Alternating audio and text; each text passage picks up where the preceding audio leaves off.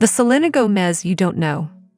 Picture this. One lipstick sold every 5 seconds, 400 million followers hanging on every selfie, and oh yeah, she quietly slips her 16th million toward mental health hotlines.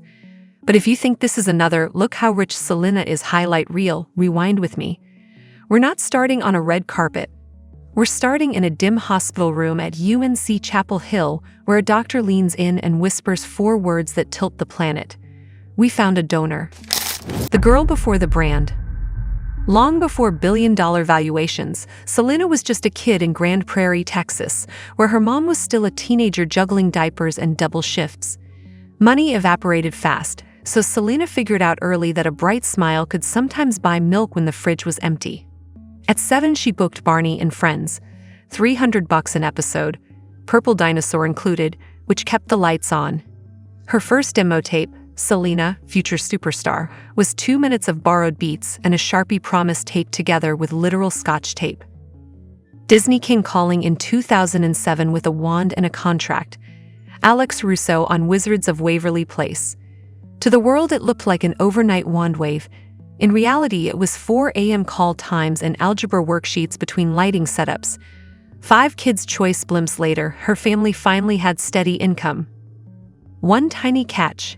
No red lipstick allowed on set, too grown up, the exec said, so she practiced perfect swipes in the crew bathroom, already craving control over her own reflection.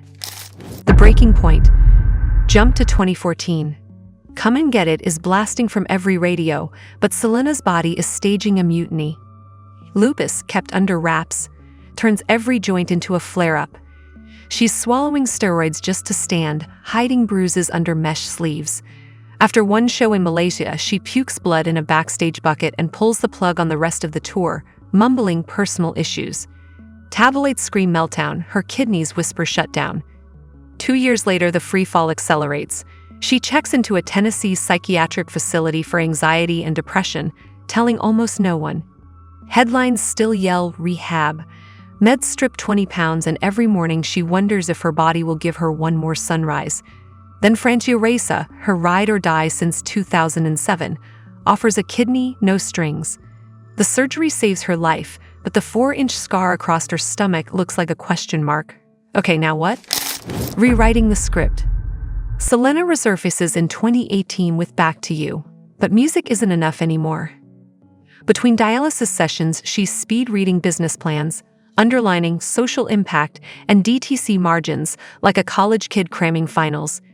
Incorporation papers for Rare Beauty get filed in a hospital waiting room. The pitch sounds almost too simple. Makeup that doesn't hide you. Makeup that says, hi, you're already good. Hemo taught her that talc and heavy fragrance can trigger nausea, so those ingredients are out. Investors balk when she adds the clause. 1% of every sale straight into mental health grants. She seeds the Rare Impact Fund with $100 million in a dare. Let's make therapy as common as mascara.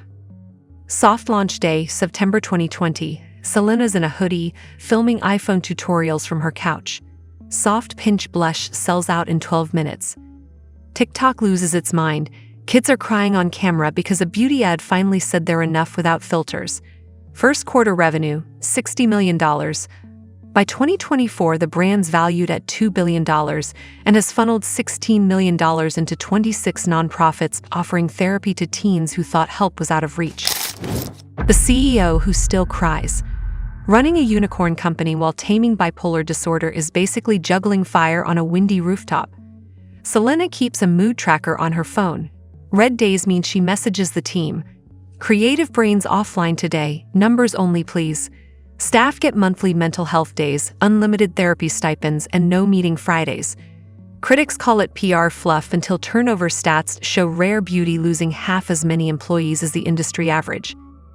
She learns to delegate, hiring Patagonia and Glossier alums who teach her carbon offsets and school math the way friends teach you to parallel park. When Sephora begs for new shades every 6 weeks, she counters with refillable palettes that drop twice a year, good for the planet and her cortisol. More than lipstick. Rare Beauty may be the marquee, but Selena's quietly stacking other wins. She co-owns Serendipity Ice Cream, yes, the one with the frozen hot chocolate, and every scoop chips into mental health startups. An early Postmates steak, born from midnight Chimo mac and cheese orders, tripled after Uber bought the company. She executive produced 13 Reasons Why and fought Netflix until every episode ended with a resource hotline. Now that's standard across the platform. And she's still UNICEF's longest-serving Goodwill ambassador. Since 2009, she's sat on dirt floors in Nepal, listened to refugee kids draw Disney logos in dust, and raised $1 million so that clean water shows up where it's needed most. The woman off camera. Ask her biggest fear and she won't say losing followers, she'll say losing empathy. Once a month, she hosts mental health nights at her place, phones surrendered at the door, strangers trading breakdown stories over gluten-free pizza. She still ugly cries at This Is Us and still texts Francia, thank you every transplant anniversary. In 2023, she shared that lupus complications make pregnancy risky. I grieved that dream, she told Rolling Stone, then I pictured a kid who needs a mom more than I need a bump. Adoption papers are in motion. When a fan asked how she stays hopeful, she laughed, screenshots. I keep receipts, every DM that says rare beauty kept them alive. On the worst days, I scroll. If this story just rewired how you see Selena, smash subscribe. Next week, we're unmasking how Keanu Reeves secretly bankrolls children's hospitals under fake names. Legacy in numbers and quiet moments. Zoom way out, 23 Billboard trophies, 16 Guinness records, 450 million followers, the first Spanish-language album by a woman to top global streaming charts. Yet when asked about her tombstone, she shrugs, just make it say she left the world a little softer. 1% sounds tiny until you do the math. 1% of $2 billion is $20 million, and rising, for therapy chairs, crisis text counselors, and school social workers who can tell a kid, you're not broken, you're rare. That's the equation that keeps her awake in the best way. Next time you see a headline screaming her net worth or some TikTok stitching her heartbreak, remember the photo she keeps in her wallet. Hospital bracelet, swollen cheeks, and a Sharpie promise, I will make this matter. She did. Somewhere right now, a teenager who used to hide panic attacks is pinning a rare beauty highlighter to their mirror like a badge. If you're still here, you're part of that ripple. Share this with the person who needs the reminder that broken things can become breakthroughs. And hey, take care of your mind. It's the rarest thing you'll ever own.